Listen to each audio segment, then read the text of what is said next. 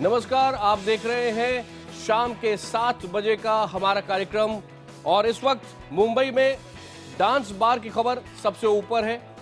Dance bar पर लगी रोक हट गई है और सुप्रीम कोर्ट ने राज्य सरकार के फैसले को पलट दिया है। महाराष्ट्र सरकार के लिए ये एक बड़ा झटका है। महाराष्ट्र के डांस बार एक बार फिर से गुलजार होंगे।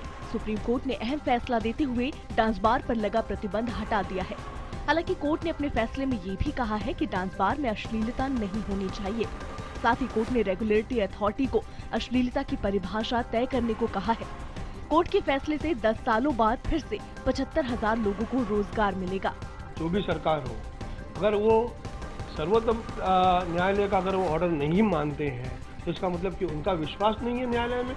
इस बीच महाराष्ट्र के मुख्यमंत्री देवेंद्र फडणवीस ने 2005 में बनाए गए महाराष्ट्र सरकार के कानून का समर्थन किया है।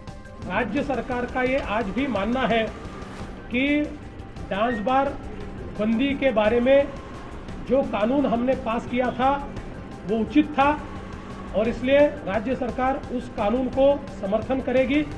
डांस बार एसोसिएशन का कहना है कि सुप्रीम कोर्ट के फैसले के बावजूद अगर फडणवीस सरकार डांस बार नहीं शुरू करने देगी तो वो लोग सरकार के खिलाफ मुकदमा दायर कराएंगे।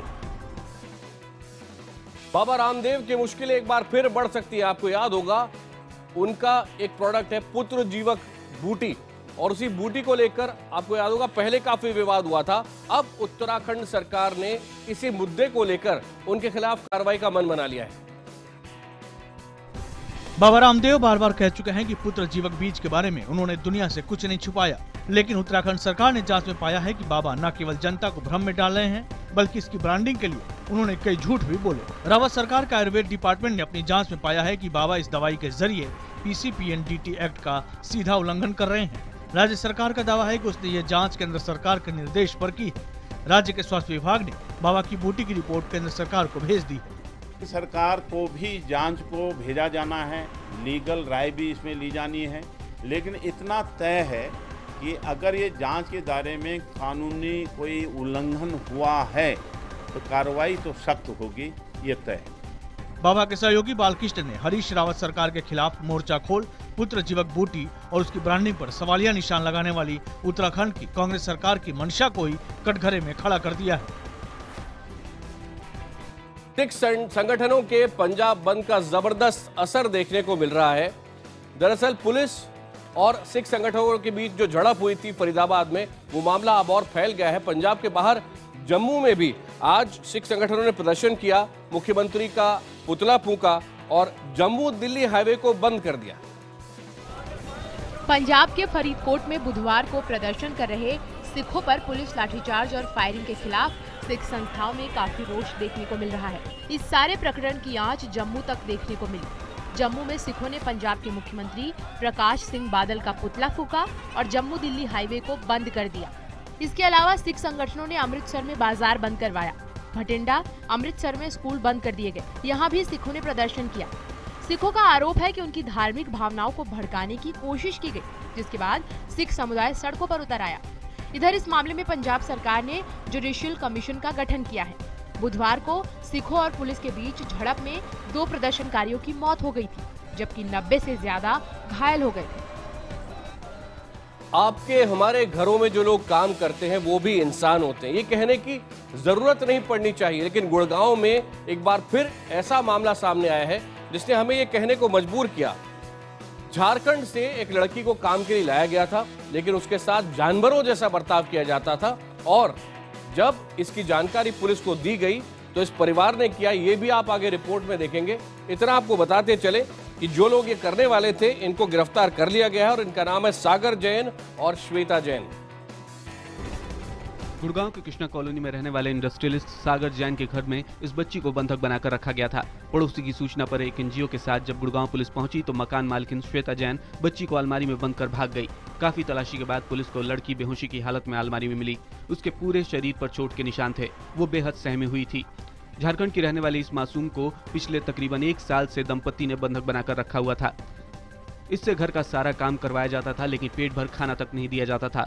लड़की का कहना है कि उसके साथ बराबर मारपीट की जाती थी। ये हाईली ऑर्गेनाइज रैकेट है जो कोई चाचा होता है, कोई मामी होती है, सब झूठे होते हैं। सब यहाँ ला के पैसे इसके खा जाते हैं। पता नहीं 8-9 महीने से इस लड़की काम कर रही है, एक पैसा नहीं है आज इसके हाथ में। इस लड़की को खाना नहीं दिया जाता था। वहीं इस पूरे मामले में पुलिस ने चाइल्ड वेलफेयर कमेटी की चेयरपर्सन के सामने पीड़ित बच्ची का बयान दर्ज कराया है। साथ ही उसे शेल्टर होम भेज दिया गया है।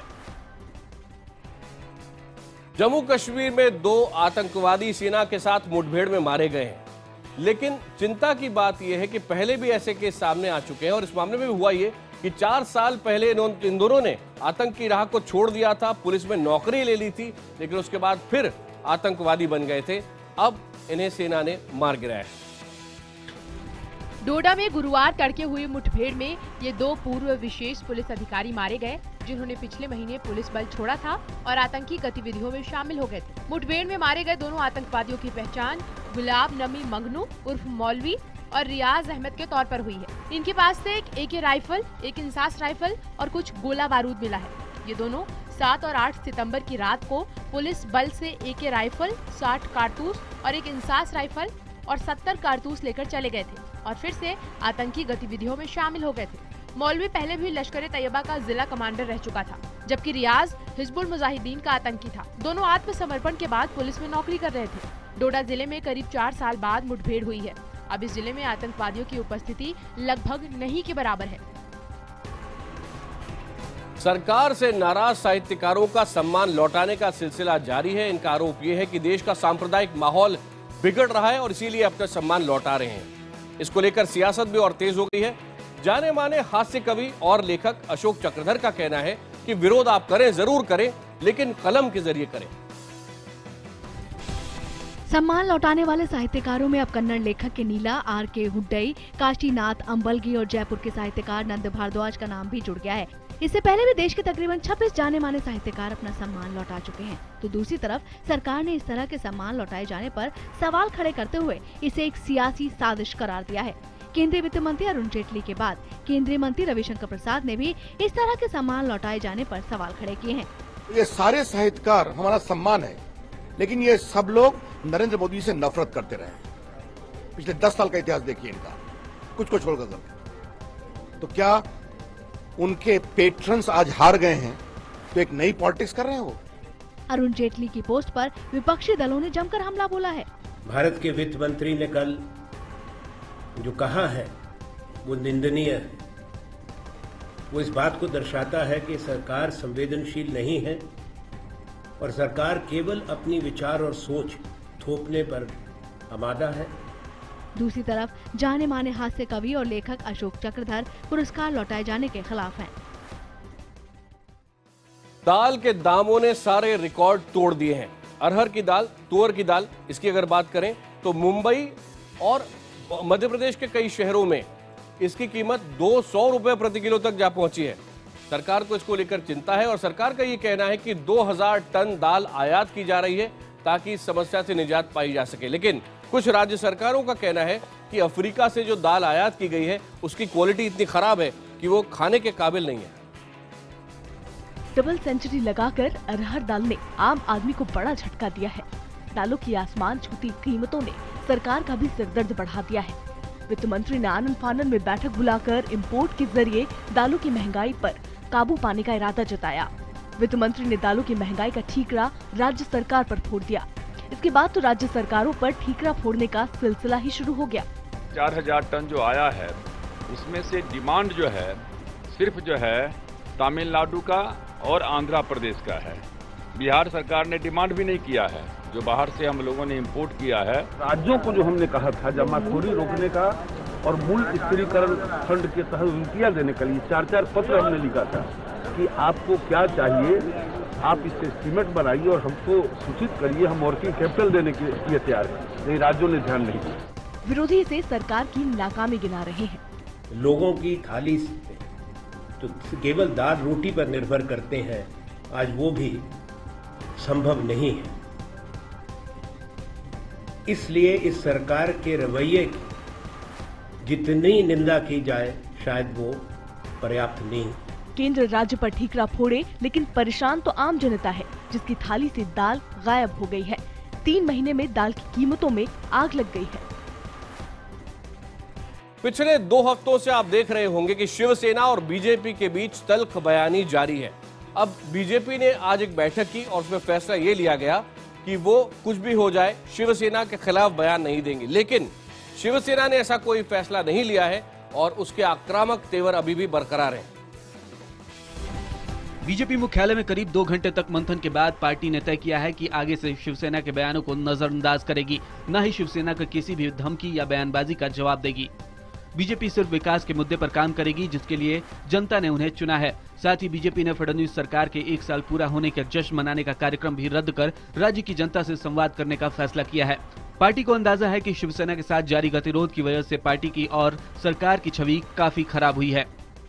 इस कारण कभी कभी शिष्टाचार के जो नियम हैं, जो आमतौर पर सरकारी पार्टियों को रखने पड़ते हैं, उसको नज़रअंदाज करके वो बयानबाजी भावनात्मक मुद्दों को लेकर के करती है कि खुद के ईगो को हमारे सहयोगी दल ने इतना बड़ा किया कि डॉक्टर बाबा साहब अम्बेडकर के स्मारक के कार्यक्रम में भी वो नहीं आए।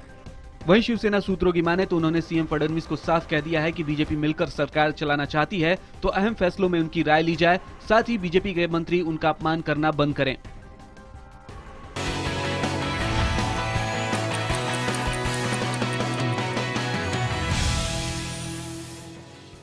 देश दिन भर में एक बार फिर आपका स्वागत है। अब खबर उत्तर प्रदेश से, जहां सोनभद्र में एक धमाका हुआ है।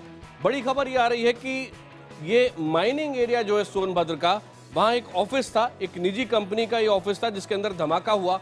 इसमें कम से कम 7 लोगों की मौत हो गई है, 4 लोग गंभीर रूप से घायल हैं। आशंका ये है कि विस्फोट पहाड़ तोड़ने के लिए जो विस्फोटक रखा था उसके कारण हुआ और मलबे में अभी कुछ और लोग दबे हो सकते हैं।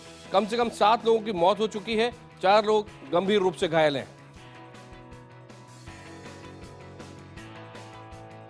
आपको याद होगा हमने आपको गीता के बारे में बताया था, जो पाकिस्तान में रह रही है, बचपन में गलती से सीमा पार करके चली गई थी। अब अच्छी खबर यह है कि उसने अपने परिवार को पहचान लिया है और भारत की विदेश मंत्री सुषमा स्वराज का ये कहना है कि गीता को वापस भारत लाया जाएगा और डीएनए टेस्ट के बाद उसके परिवार को सौंप दिया जाएगा।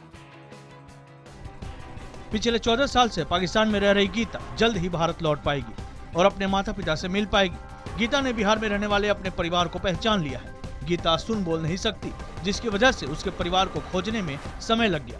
गीता ने उन तस्वीरों से अपने रिश्तेदारों को पहचान लिया है जो उसे इस्लामाबाद में भारतीय उच्चायोग के जरिए भेजे गए थे। 26 अक्टूबर को गीता को कराची से नई दिल्ली लाया जा सकता है। वहीं गीता की वापसी पर भारत सरकार भी तेजी से कागजी कार्रवाई खत्म करने में लगी हुई। विदेश मंत्री सुषमा स्वराज ने ट्वीट किया कि गीता जल्द भारत लौटेगी। हमने उसके परिवार की पहचान कर ली है। डीएनए जांच के बाद उसे परिवार के हवाले कर दिया जाएगा। Geeta has now identified one set of photographs as possibly being those of her parents. At the same time, we realize that photograph is a photograph and conclusive proof of parentage can only be made known through DNA testing. Very soon, she will be brought back to India. Gita की कहानी सलमान खान के film Bajrangi भाईजान की मुन्नी की कहानी से मिलती जुलती है। बजरंगी भाईजान फिल्म के सुपरहिट होने के बाद गीता चर्चा में आई थी। वर्ष 2020 तक भारत को एक विकासशील नहीं, विकसित देश के रूप में देखने का सपना संजोने वाले पूर्व राष्ट्रपति डॉक्टर एपीजे अब्दुल कलाम की आज जयंती है। प्रधानमंत्री नरेंद्र मोदी ने आज उनके नाम पर एक डाक टिकट जारी किया। पूर्व राष्ट्रपति डॉक्टर एपीजे अब्दुल कलाम का आज जन्मदिन है। कलाम साहब अब हमारे बीच भले ही नहीं हैं, लेकिन उनके विचार, उनकी बातें सभी के जहन में जिंदा हैं।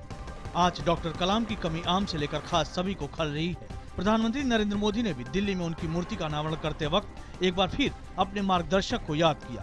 पीएम मोदी ने डॉक्टर कलाम का जीवन उत्सव नामक फोटो प्रदर्शनी का उद्घाटन किया। 2 प्रकार के लोग होते हैं। एक वो होते हैं जो अपॉर्चुनिटी खोजते हैं, एक वो होते हैं जो चैलेंज खोजते हैं। कलाम साहब चैलेंजेस की तलाश में रहते थे, कौन से नई चैलेंज है। डॉक्टर कलाम के जन्मदिन पर देश के कोने कोने में अपने अंदाज में उन्हें श्रद्धांजलि दी गई। कलाम साहब हमेशा जाति और धर्म के बंधन से दूर रहे। आज पूरा देश भी इन्हीं बंधनों को भूलकर उन्हें याद कर रहा है। जन्मदिन मुबारक कलाम साहब। ये खास कार्यक्रम जरूर देखिएगा ब्रेक के बाद IBN 7 पर ही। लेकिन चलते चलते हम आपको एक विजुअल दिखा रहे हैं रूस से। रूस के एक भालू का विजुअल है जो मॉल के अंदर घुस गया था। अब ये विजुअल आपके स्क्रीन पर आ रहा है। भालू खिड़की तोड़कर मॉल के अंदर घुसा और मॉल के अंदर घूमने लगा। इसको मॉल के अंदर देखकर लोग बुरी तरह घबरा गए और बाहर भागने लगे। पुलिस मौके पर वहां पहुंची, लेकिन दुख की बात यह है कि ट्रैंक्विलाइजर का इस्तेमाल नहीं किया गया। इस भालू को मार डाला गया।